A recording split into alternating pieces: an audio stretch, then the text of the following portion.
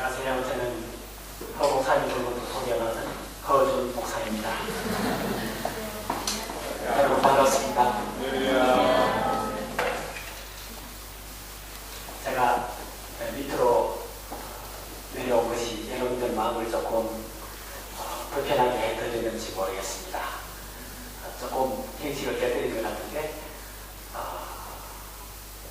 아름다운 예배다, 아름다운 예배입니다.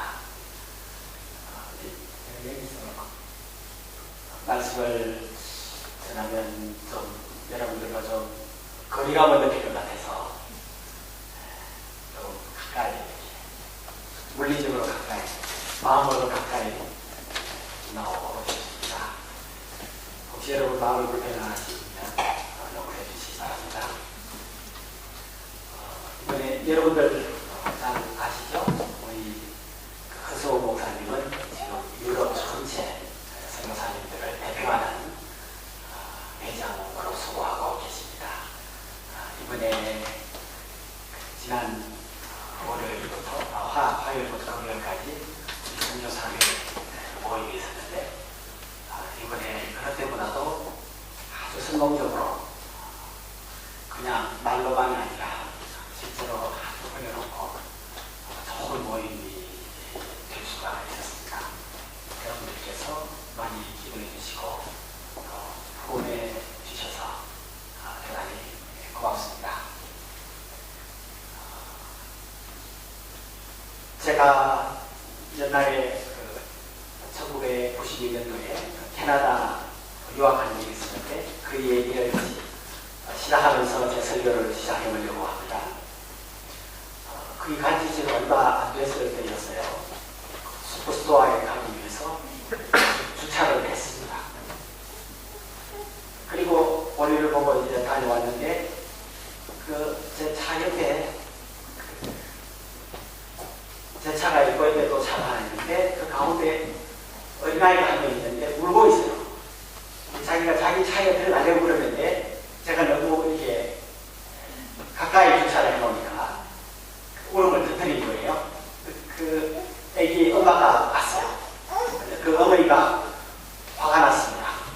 왜 이렇게 주차를 예의 없이 해가지고 우리 딸을 울리느냐 그런 거죠.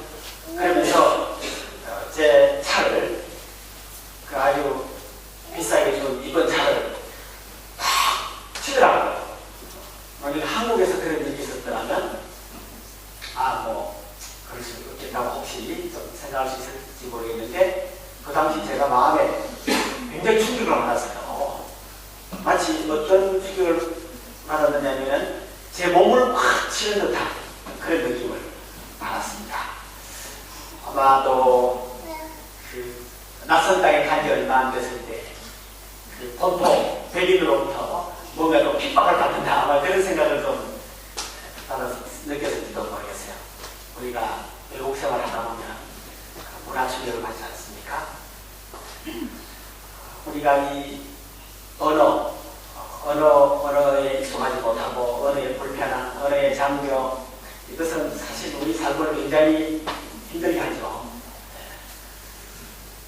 그런데 이게 영어만, 독일어만 문제되는 것이 아니라 이 서양 사람들이 아라비아 숫자도 우리하고 다르고 여러분 제가 이제 비자 갱신을 해야 되잖아요. 유학 비자를 이제 또 연장을 하기 위해서 오피스에 갔는데 보더니 2달 더 있다고 하는 거예요. 아직 만기가 되지 않았다고. 저는 이게 6자를 4자로 본 거예요.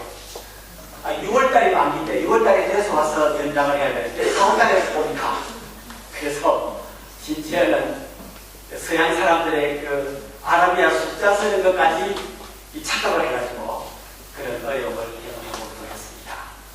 한마디로 말해서 우리의 삶 자체가 굉장히 쉽지 않은 것인데 더더군다나 외국에서 살아간다고 하는 것은 2중, 3중 고통을 겪는 경우가 참 많습니다. 우리가 살아가다 보면 마음의 상처도 많고 그런 경우가 참 많은데 가령 이제 가난 때문에 고통 그래서 이제 열심히 노력하고 위해서 이 가난의 문제가 이제 극복했어요. 이제 경제적으로 굉장히 여유가 있어졌습니다. 그렇다면 옛날에 가난한 시절에 받았던 차별, 또 억울함, 그 상처가 다 사라질까요? 근데 우리가 경험해보면, 우리 주변 사람들을 보면 꼭 그런 생각이 것 같아요. 가난의 문제는 해결되었지만 가난한 시절에 받았던 그 마음의 상처는 아물지 않고 그대로 있는 것을 볼 수가 있습니다. 어떤 분들이 야당 시절에 야당 정치인으로 굉장히 이제 어려움을 겪습니다. 근데 이제 열심히 해서 대통령 자리에 올라갔어요. 그러고 난 뒤에 한 게 뭡니까? 정치 보복을 하는 거예요. 저는 그걸 이해를 못 하겠더라고요. 아니, 대통령이 되는 것은 모든 것을 다 가지고 다 다를 거 없는데, 왜 굳이 또 옛날에 자기를 배웠던 사람들은 정치 보복을 하고, 또 감옥에 보내고, 뭐 어떻게 하고, 막 그런 거 보면, 왜 그러나. 제가 뭐 정확한지 모르겠습니다만은, 제가 생각할 때는 아마 그분이 그 받았던 상처, 근데 여전히 남아있고, 아픔이 여전히 남아있고, 자기가 모든 것을 가질 수 있는 대통령 자리에 올라갔지만 그 상처가 아직 남아있기 때문에 기어이 안 갚고 기어이 복수를 해야만 직성이 풀리는 그런 것이 아닌가 생각을 합니다. 우리는 살아가면서 많은 상처가 있고 또 치유되지 않는 상태로 살아가고, 문제는 과거의 일이 과거로 끝나는 것이 아니라 여전히 내 안에 살아있어서 현재와 미래의 나의 삶을 계속해서 왜곡시키고 더 힘들게 하는 것입니다. 과거는 지나가는 것이 아니라 현재는 내 속에 현재 남아있고 미래에까지 우리의 삶을 영향을 미친다. 그런 것이죠. 그래서 우리가 우리의 상처를 치유하고 해결한다고 하는 것은 굉장히 중요하다고 생각이 듭니다. 원래 이 성경을 보시면 목사님께서 목도해 주신 말씀 우리는 다 잘 아시는 말씀이에요. 한 여인이 있었습니다. 12년 동안 질병에서 고통을 받습니다. 그리고 많은 의사를 찾아갔어요. 그리고 자기가 있는 돈을 이제는 다 써버렸습니다. 그런데 조금이라도 나아졌느냐? 원래 성경에 보면 더 심해졌다고 했습니다. 우리나라 요즘 유럽 경제도 좀 어렵습니다만은 최근에 나온 말 가운데 재정 절벽이라는 말을 써요. 말하자면 우리나라가 일정 기간 동안에 정부에서 돈을 쓰다 보면 이제 다 써버리고 할 일은 많이 남아있는데 더 이상 사용할 돈이 없는 거예요. 그러면 정부가 이제 뭐 무너지는 거죠. 그래서 이 재정 절벽을 미리 예견을 하고 추경 예산을 좀 해야 되겠다. 적어도 12조 정도는 확보를 해야 된다는 것입니다. 앞으로 나아가는데 절벽입니다. 절벽을 만났어요. 한 걸음만 내리면 낭떠러지에서 떨어져 죽는 것입니다. 여기 있을 수가 없어요. 더 나아가야 합니다. 그러면 그저 죽음만이 나를 기다리고 있는 그런 상태에 있는 경우가 많이 있죠. OECD 국가 가운데 불행하게도 우리 대한민국이 자살률이 제일 높다고 했습니다. 사람들이 절벽에 섰는데 더 이상 다른 방법이 없어서 결국은 죽음을 선택할 수밖에 없다. 그런 경우. 오늘 성경 말씀에 이 여인이 12년 동안 혈류증을 앓습니다. 그리고 많은 의사를 찾아다녔지만 그 의사 때문에 치료받느라고 고생하고 가져오는 돈을 다 썼는데 더 심해졌습니다. 그야말로 절벽에 선 것이죠. 그런데 이 여인에게 희망이 있었습니다. 그것은 예수님께로 나아간 것이었습니다. 그런데 문제가 있습니다. 있습니다. 이 현루증이라고 하는 것은 율법에 기록되어 있는데 아주 한마디로 말해서 부정탄 여자예요. 이 사람이 침대에 몸이 닿으면 침대가 부정해져 버립니다.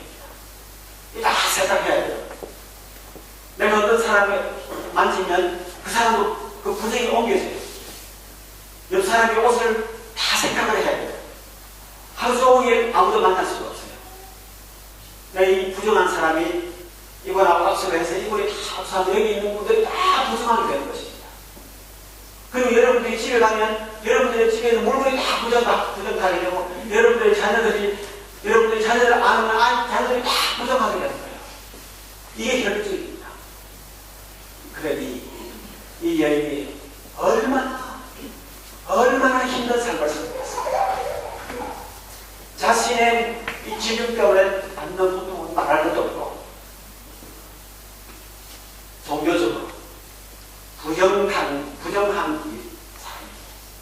여인이에요.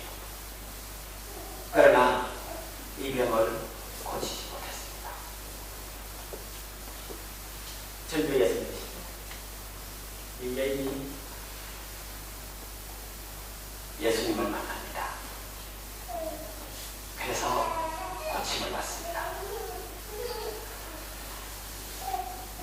이 여인이 근데 또 문제가 있어요. 예수님은 유명인사입니다. 그냥 조용한 곳에서 묵상하며 기도하는 분이 아니에요. 이제는 굉장히 유명한 분이 되었어요. 주변의 사람들이 버글버글합니다. 그래서 예수님께 가까이 나아가려고 그러면 많은 사람들을 해치고 가요. 그러면 많은 사람들이 탈구에 부딪히게 될 텐데 그 사람들은 다 부정하게 되는 거예요. 예수님을 만지면 예수님이 또 부정한 사람이 되는 것입니다. 그것이 참 문제입니다. 그러나 이 모든 문제를 어떻게 더 이상 생각을 안 했는지 어쨌든 몰래 예수님께 직접 나가지도 못하고 아무도 모르게 비집고 다녔어요. 그리고 예수님을 만집니다. 왜 예수님을 만졌을까요? 안수기도 하는 것도 아니고. 우리 한국 사람들 안수기도 좋아하잖아요. 그냥 이게 믿음이에요. 이 여인의 믿음. 예수님의 오만 만져도 나올 것이다. 혹시나 하지 않을까가 아니에요. 나을 것이라고 하는 확실한 믿음을 가졌습니다. 그래서 예수님의 옷자락을 만지는 순간 자기 몸이 막 따라가는 것을 즉각 깨달았습니다. 그리고 이제 소원을 지었으니까 목표를 달성했으니까 빨리 이제 빠져나가야 되겠죠. 그런데 그것은 그래도 예수님의 문제가 남아있는데 예수님께서 이 사실을 알아차렸다는 것입니다. 모른 척 해주셨으면 좋았었어요. 여러분 축구 다 좋아하시죠? 독일 보면 축구 시작할 때 누가 이제 파울을 해도 이 경기하는 게 유리하면 그냥 그대로 놔두잖아요. 심판은 그 상황 판단해가면서. 그러나 예수님은 그냥 가만히 고침받고 돌아가서 새로운 삶을 기쁘게 살아갈 수 있도록 내버려 두었으면 좋았을 것을 누가 내 손을 만드느냐 하고 돌아보시는 거예요. 이 여인이 사실이 되는 것을 알고 그 자리에 무릎을 꿇고 20주 집권했습니다. 그 예수님께서 내 믿음이 너를 고쳤다. 안심하고 돌아가라. 예수님께서 내 따라 너의 믿음이 너를 치유했다. 안심하고 돌아가라. 이렇게 예수님께서 말씀하시는 것입니다. 여러분 이 말이 얼마나 고마웠겠습니까? 예수님께서 이 여인을 해롭게 하기 위해서 돌아온 게 아니죠. 아니 이 여자가 예수님께서 이 여자가 뭔가 좀 우시름하고 싶은 마음에서 돌아오신 건 아닙니다. 오히려 육신의 치료뿐만 아니라 마음의 확신, 확증을 얻고 확실하게 믿음의 확신을 가지고 치료받았다는 것을 믿음을 가지고 하나님의 딸이라고 하는 것을 딸이라는 사실에 대한 인식을 갖고 돌아갈 수 있도록 오늘 예수님께서 배려하시고 사랑하셔서 그렇게 된 것이죠. 이 여인이 있었다고 했습니다. 여러분, 많은 사람들이 예수님에 비해서 밀치고 당기고 했다고 했어요. 그런데 사실은 믿음으로 예수님을 접촉한 사람은 이 여인 한 사람뿐이었습니다. 예수님 주변에 많은 사람들이 있었지만, 많은 사람들이 예수님 가까이 있었지만, 믿음으로 예수님의 옷자락을 만질 뿐만 아니라 그의 삶의 실제적인, 구체적인 노력, 능력을 힘입었던 사람은 이 여인 한 사람밖에 없었다는 것이죠.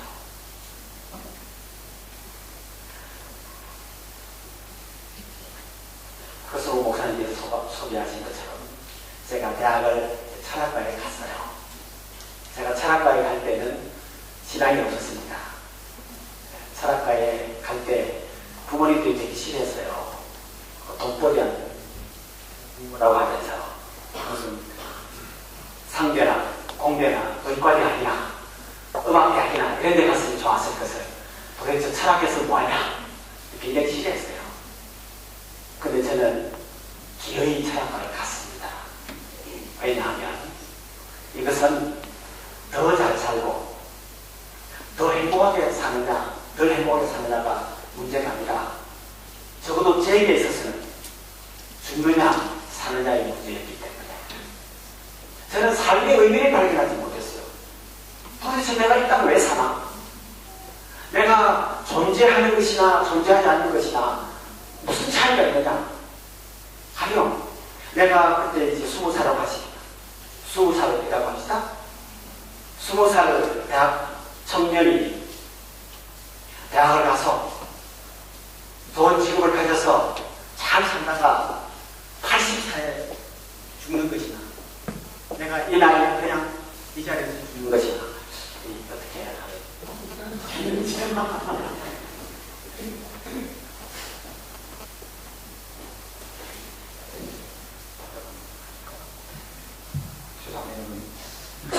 죄송합니다. 우리는 성경을 봤는데 마이크는 성경을 못 봤습니다.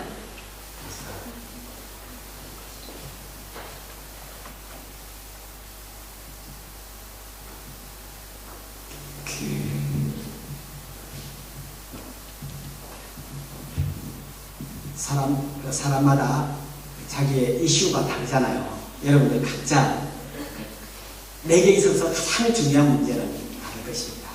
그렇지 않아요? 우리 예술하시는 분들 그렇지 않아도 우리 모두가 다 자기에게 있어서 가장 중요한 것, 나의 생애에 있어서 그것을 잃어버리면 나의 삶 전체가 부정될 수밖에 없는 그런 것이 다 있습니다.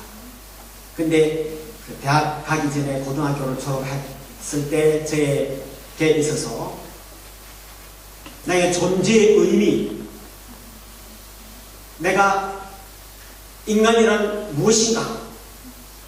라고 하는 이 질문에 대한 해답은 저의 존재를 결정하는 것이었습니다. 만약에 나의 존재의 의미를 발견하지 못하면 죽은 인생이나 다름없다고 생각을 했어요. 그래서 그때 친구가 있어서 교회 갔으면 좋았을 것을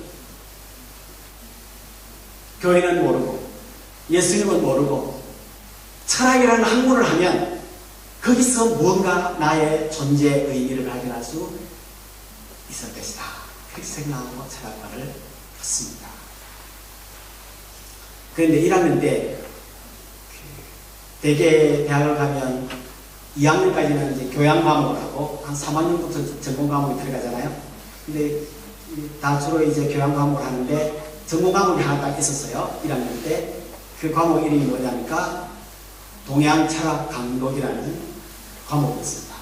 말하자면 논어, 맹자 하면은 그 공자가 쓴 그 한자, 그것을 가지고 동양철학 전공하신 교수님이 읽어주시면서 번역을, 해석을 하면서 이제 공부를 하는 거예요.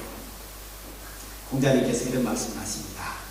내가 아침에 도를 깨달으면 저녁에 죽어도 좋겠다 하는 그런 말씀이 있어요.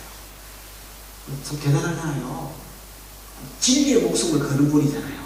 공자님이. 그러니까 공자님이 되신 것 같아요. 사실 진리의 목숨을 거는 사람들이 많지 않죠. 이분은 진리의 목숨을 거는 분이에요. 내가 아침에 도를 깨달으면 죽어도 한이 없는 분이에요. 그런데 저는 그 공자님의 말씀을 읽을 때 굉장히 실망했습니다. 이분이 진리를 안다는 겁니까? 모른다는 것입니까? 진리를 모른다는 거죠. 그래서 계속 공부를 하는데 또 이제 이런 말이 나와요. 공자님이 제자가 공자님을 찾아옵니다. 선생님, 죽음이 무엇입니까? 이렇게 묻는다요. 공자님이 이렇게 대답합니다. 나는 리벤이라고 했나요? 네. 레벤. 사는 것도 모르는데 내가 죽으면 어떻게 하냐? 삶도 모르는데 죽으면 어떻게 하겠느냐? 아마 그 제자는 굉장히 실망하고 돌아갔을 거예요. 그래요. 여러분, 죽음이 무엇입니까? 우리가 교회 다니지 않는다면 대답할 수 없을 거예요. 이렇게 철학이라는 학문은 이성을 통해서 진리를, 궁극적인 진리를 탐구하려 하지만 미안하지만 이 이성이라고 하는 능력은 한계가 있어서 하나님을 알 수 없습니다. 그래서 저는 사실은 길을 잘못 들은 거죠. 진리를 알기 위해서 철학과에 간 것은 번지수를 잘못 찾은 거죠. 나중에 제가 예수님을 믿었을 때 예수님께서 이렇게 말씀하시지 않습니까? 내가 길이요, 내가 진리요, 생명이다.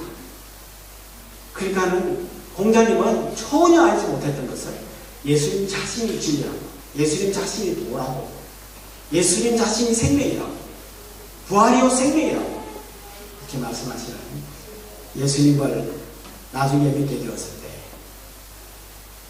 다시 한번 인간 이성의 한계. 그래서 오늘날 교회가 약해져가고 교회가 문을 닫고 기독교가 자꾸 이렇게 힘을 잃어가는 것은 우리가 이 이성에 의지해서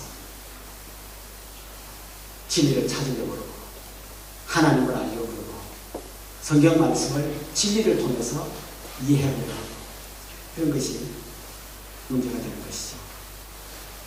예수님 주변에 많은 사람들이 따라다녔지만 진실로 영으로 믿음으로 예수님을 붙잡을 수 있었던 사람은 이 여인 한 사람밖에 없었다라고 하는 사실입니다.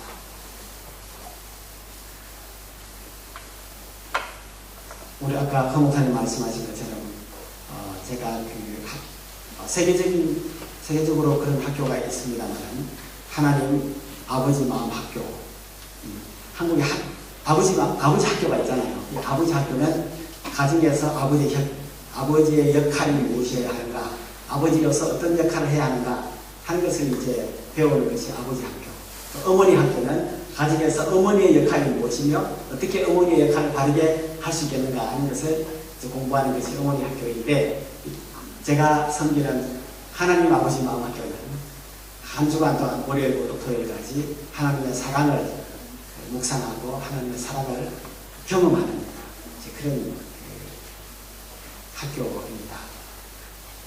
우리가 하나님은 사랑이시다 라고 하는 것을 아는 것과 하나님의 사랑을 친히 경험하는 것은 다른 문제입니다. 사실 우리에게 필요한 것은 하나님은 사랑이시다라고 머리로 아는 것이 아니라 지금이라도 언제나 하나님의 사랑을 경험하는 것, 그리고 하나님의 사랑 안에서 사는 것이 우리에게 있어서 필요하다고 저는 믿습니다. 하나님의 사랑을 경험할 때 우리의 영적인 문제와 우리 정서, 우리 마음, 혼의 문제, 또 육신의 질병까지도 그 하나님의 그 치유와 위로를 경험하죠. 오시는 분들이 다 마음의 위로를 받고 이제 하나님의 사랑을 경험하는 것은 고마운 일인데 가끔 육신의 질병까지 치료를 경험하는 분이 있어요. 언제 한번 목사님 사모님이 오셨는데 부부가 같이 오셨는데 그 사모님이 갑상선암이 있었어요. 힘들게 치료를 받고 있는 중이었는데 그 학교 주간에 그냥 그 갑상선암이 치료를 받았어요. 그래서 담당 의사한테 가니까 그렇게 좋아하면서 마침 그 담당 의사가 크리스찬이라서 그렇게 간절하게 즐겁게 들었다고 합니다. 최근에 지난 6월달에 학교가 있었는데 그 우리 학교에 처음으로 임산부가 오셨어요. 해산을 한 달 정도 남겨둔 그 만삭의 어머니가 오셨습니다. 이분은 의사의 아내였는데 남편은 그 정신과가 있었어요. 이분이 이 가려움증, 그 병의 이름은 제가 잘 모르겠어요. 그 임신했을 때에 가려움증이 생기는 거. 그건 뭐 잠도 못 자는 게 제대로. 그리고 이 가려움증은 반드시 출산을 해야 사라진다. 해산을 하고 난 뒤에 한 6개월 동안 조금씩 이 가려움증이 사라지든지 아니면 출산하자마자 좀 빨리 가려움증이 사라지든지. 그래서 어떤 분들은 너무 힘들어서 그냥 아기를 빼버리는 경우도 있대요. 너무 견디기가 힘들어서. 그런 일이 없어야 되겠지만. 그런데 이분이 출산을 한 달을 앞두고 학교를 끝나고 바로 코칭을 받았어요. 그래서 남편 의사로부터 문자를 받았는데 나도 의사지만 이거는 하나님의 은혜가 아니고서는 있을 수가 없다. 지금까지 그런 예가 없었다. 반드시 아이를 낳고 난 다음에 이게 해결이 되는 것인데 이제는 전혀 가림점 없이 잘 밤에도 잘 잔다고 그런 얘기를 들었습니다. 중요한 것은 우리의 이성으로가 아니라 우리의 영으로 하나님을 알고 하나님을 믿고 하나님의 사랑을 경험할 때 우리의 상처가 치유된다고 하는 사실입니다. 세월이 지나간다고 해서 그 상처가 해결되는 것이 아니라는 거죠. 옛날에 받았던 상처 잊어버리고 지냈지만 다시 그 얘기를 들으면 굉장히 또 올라오는 거죠. 왜냐하면 잠시 잊었을 뿐 여전히 상처는 아물지 않고 치유되지 않고 남아있는 것입니다. 우리가 오늘 수술을 하고 다쳐서 그 상처가 아물기 전에는 이렇게 만지면 아프지만 흉터는 남아있지만 다 치료받고 나면 아무리 만져도 문제가 없어요. 그런데 우리가 많은 경우에 여전히 상처를 안고 가는 경우가 참 많습니다. 이 여인이 어떻게 해서 이렇게 믿음을 소유할 수 있었는가 하는 것입니다. 어떻게? 오늘 여기 답이 있는데요. 이 성경 말씀을 보시면 27절 말씀에 예수의 소문을 듣고 그랬습니다. 예수의 소문을 듣고 무리 가운데 뛰어 뒤로 와서 그의 옷에 손을 대었다. 이는 그가 그의 옷에만 손을 대어도 구원을 받으리라 생각했다고 합니다. 혹시 옷을 만지게 보내도 치료받지 않을까? 라고 하는 그런 정도가 아니라 이 여인은 확실히 믿었습니다. 믿음이 있었다고 하는 것이죠. 우리는 흔히 이런 말을 합니다. 기도와 말씀으로 극복하십시다. 기도와 말씀으로 승리하십시다. 이런 말을 많이 합니다. 옳은 말인가요? 옳은 말이죠. 중요한 것은 바르게 기도하고 바르게 하나님의 말씀을 먹어야 된다고 하는 것입니다. 여러분, 많은 경우에 성경 말씀 여기로 들어왔다가 이쪽으로 빠져나가는 경우가 참 많습니다. 그러니까 많은 성경 말씀을 알고 있지만 여기에 머물러 있는 경우가 참 많습니다. 왜 그럴까요? 성경 말씀을 지식적으로 연구하고 머리로 암송하고 그저 생각으로만 하나님의 말씀을 받아들이기 때문에. 여러분, 꿀벌이 있습니다. 이 꿀벌의 목적이 무엇입니까? 여러 곳들을 다니면서 다양한 향기를 가지고 다양한 색깔을 가지고 다양한 그 무늬를 가진 많은 꽃들을 이렇게 구경 다니는 게 꿀벌의 목적일까요? 꿀벌의 목적이 뭐예요? 꽃에다가 깊이 빨대를 꽂아서 꿀을 묻는 것입니다. 꿀벌의 목적은 꿀을 묻는 것입니다. 목사님이 설교하시는 목적이 무엇입니까? 좋은 얘기, 위로의 이야기, 들으면 즐거운 얘기가 아니라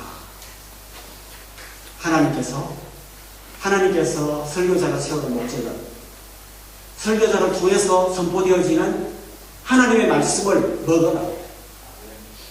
그래서 하나님께서 예레미야 선지자에게 이 말씀을 받아 먹으라고 말씀하셨습니다.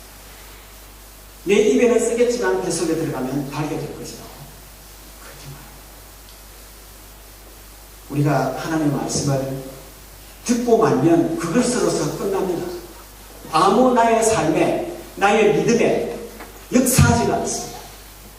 실제적인 효과가 없습니다. 반드시 하나님의 말씀을 먹어야 합니다.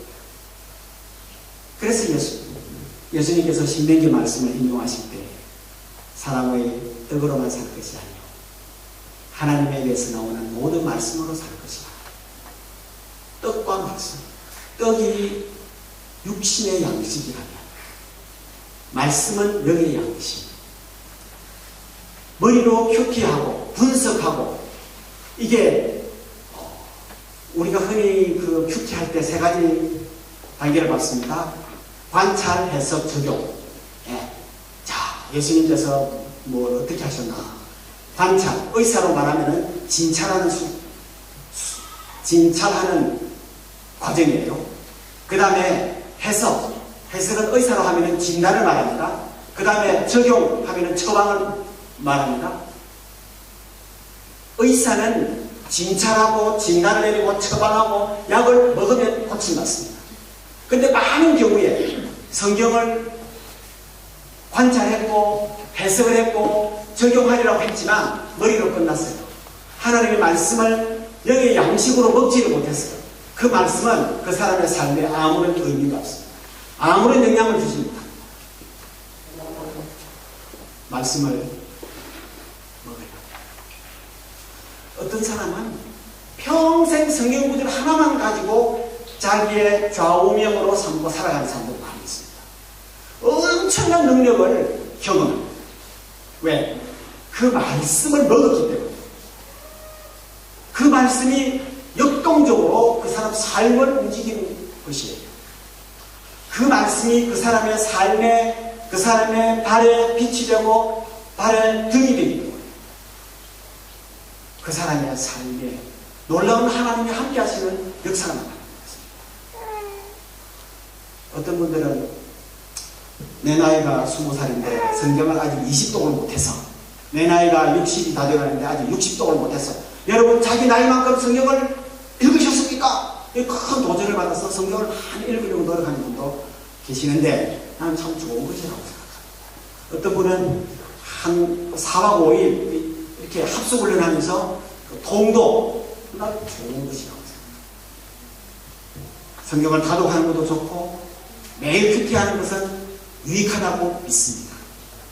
그러나 아무리 성경의 말씀을 많이 읽어도 아무리 많이 연구를 해도 온갖 무슨 딕셔너리를 찾아보고 아무 주석서를 찾아보고 했다 할지라도 그 말씀을 먹지 않았다면 나한테 아무 의미가 없습니다. 그 사람의 삶에 영향을 줄 수가 없습니다.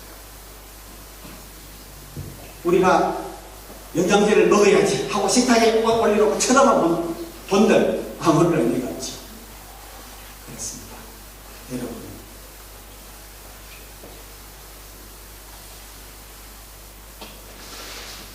제가 가장 사모하는 성도는 헌금을 많이 하는 성도도 아니에요.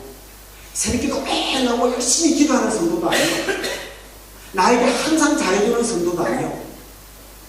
설교 시간에 내가 하나님 말씀을 전할 때 나의 눈을 맞추면서 사모하는 마음으로 나를 통하여 선포되어지는 하나님의 말씀을 받아먹기를 사모하는 성도, 저는 그 성도를 가장 사모합니다.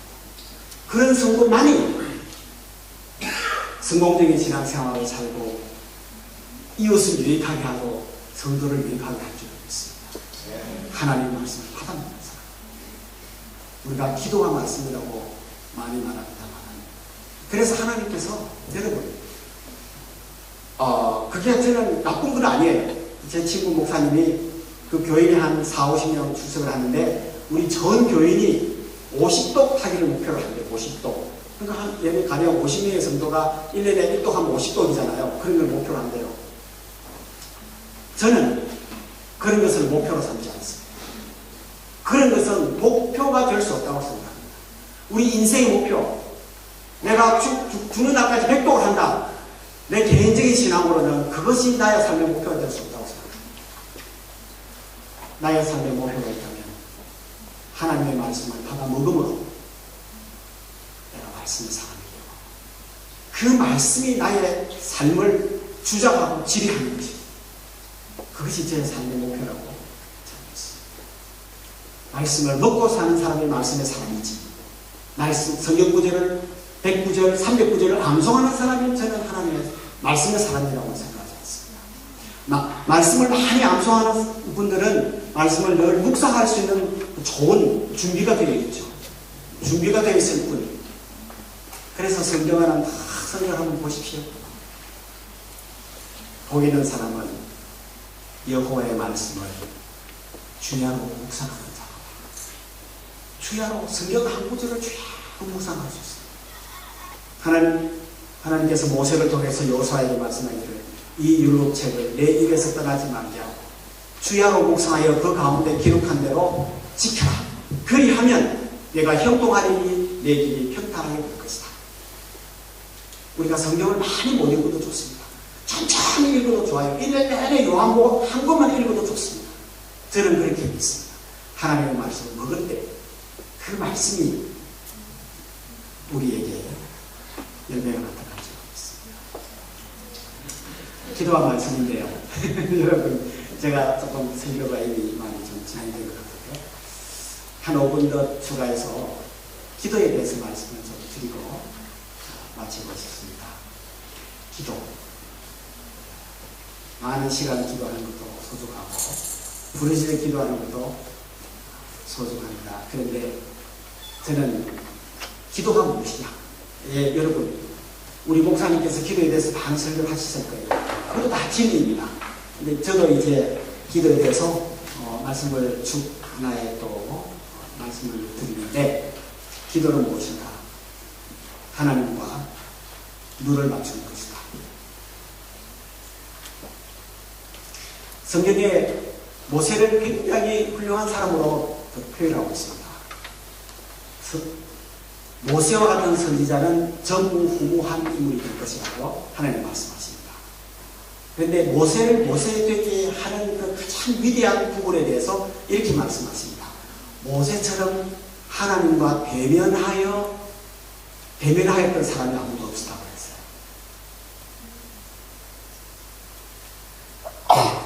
야곱이라고 하는 인물이 아주 얍삽한 사람이었는데 나중에는 이스라엘이라고 하는 새로운 이름을 얻습니다. 그래서 아주 위대한 인물이 되는데요. 야곱이 굉장히 바람만장한 인생을 험악한 세월을 살다가 아주 결정적으로 야곱을 이스라엘로 만든 사건이 하나 있는데, 그것은 야복 강가에서 하나님의 얼굴을 보았던 것입니다. 그래서 그 장소를 브니엘이라고 불렀습니다. 부산에 가면 브니엘 학교가 있습니다. 그리고 한국에는 브니엘 교단이 생겼습니다. 야곱에게 있어서 아주 결정적인 영적 체험, 하나님의 얼굴을 보았습니다. 그런데 여러분, 하나님의 얼굴을 보는 것은 그런 특별한 사람에게만 허용된 은혜는 아니라고 믿습니다. 왜? 우리에게는, 우리 안에 하나님이 살아계십니다. 구약시대 때는 특별한 사람에게 일시적으로 성령께서 임하셨지만 오순절 이후에 하나님께서 모든 사람을 가리지 않고 우리에게 임하셨습니다. 그래서 여러분, 첫 단추를 바로 끼우는 것이 중요하지 않습니까? 여러분, 그리스도인이 된다고 하는 것이 무엇입니까? 요한복음 1장 12절에 나타나는 말씀이에요. 세례를 받음으로 교인이 됩니까? 정기적으로 출석함으로 교인이 됩니까? 어느 교회에 등록함으로 교인이 됩니까? 성령을 체험함으로, 성령의 은사를 경험함으로 그리스도인이 되는 것입니까? 요한복음 1장 12절에 뭐라고 말씀하십니까? 영접하는 자, 곧 그 이름을 믿는 자에게 하나님의 자녀가 되는 권세를 주셨다고 했습니다. 그러니까 믿음을 가장 잘 정의를 내린 단어는 영접이라는 단어입니다. 받아들이는 거예요. 예수 그리스도를 받아들였습니다. 우리가 예수 그리스도를 받아들일 때 예수께서 우리 안에 계십니다. 그래서 사도 바울이 하도 답답해서 여러분들이 하나님의 성전인 것과 하나님의 성령께서 여러분들 안에 계신 것을 모른단 말입니까? 이렇게 이야기했습니다. 하나님이 어디에 계신 것입니까? 우리가 안에 계십니다. 우리가 무슨 3일 금식을 하고 40일 철야를 하고 하나님 얼굴을 일생에 한번 처음으로 하나님 얼굴을 한번 보는 것입니까? 그렇지 않습니다. 우리는 날마다 순간마다 하나님과 눈을 맞출 수가 있습니다. 왜? 하나님은 날마다 순간마다 우리를 바라보고 계십니다. 내가 우리 집사님을 24시간 바라보고 있다고 가정할 때 이분은 늘 당신의 일이 바빠서 다닙니다. 그런데 하루에 가끔 나를 찾아봐요. 그러면 내 눈을 볼 수 있었어요. 내 눈을 볼 수가 있습니다. 우리 너무 바빠서 하나님이 항상 나를 바라보고 계시는데도 그분과 눈을 맞추지 않습니다. 하나님은 항상 우리를 바라보고 계시죠.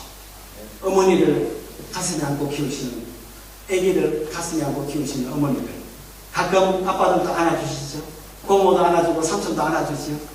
그런데 이 아이는 어떻게 합니까? 잠잘 때도 있고 두리번거릴 때도 있지만은 아기들이 아주 잘하는 거 있어요. 우리보다 더 잘하는 거 무엇입니까?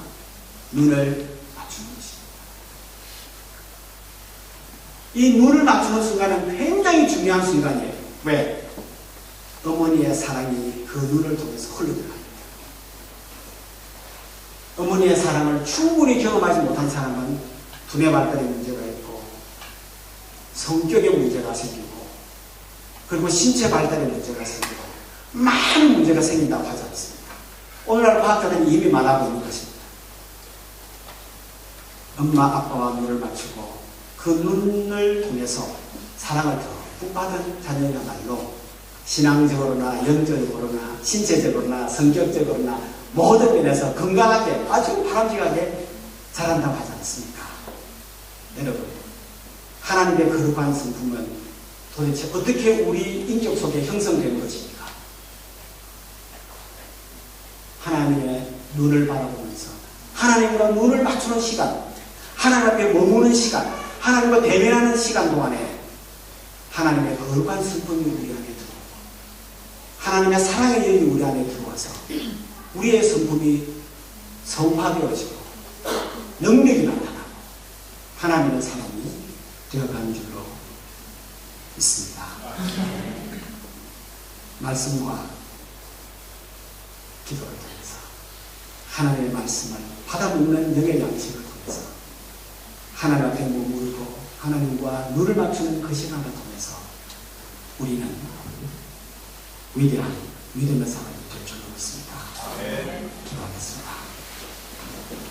하나님 아버지, 오늘 부활 주일 이후 첫 번째 주일을 맞이하게 하시고 오늘 가장 불행했던 한 주일 믿음으로 예수님의 옷자락을 만져서 고침받은 여행을 통해서 저희들 믿음의 새로운 힘을 얻게 하시니 감사드립니다. 예수님은 굳이 그 여인을 바라보시고 그 여인과 눈을 맞추시며 딸아, 내 믿음이 너를 구원하였다. 이제는 안심하고 가라 말씀하셨을 때 이 여인의 일생 동안의 고통과 괴로움의 과거가 눈 녹듯이 사라지고 이제는 하나님을 바라보며 살 수 있었던 것처럼 아버지, 저희들이 아버지의 딸과 아들이 되었사오니 그 아버지의 품에 다시 안기고 그 아버지의 눈과 함께 눈동자를 맞추며 아버지께서 기록된 말씀을 통하여 계시하시는 그 말씀과 세우신 사자 목사님을 통하여 선포하시는 그 영의 양식의 말씀들을 받아먹는 우리의 신앙의 삶을 통하여 우리의 영이 새로워지고 우리의 혼이 새로워지고 우리의 육신이 새로워지며 저희의 삶과 인격이 변화되어지게 하여 주시옵소서. 예수님 이름으로 기도합니다.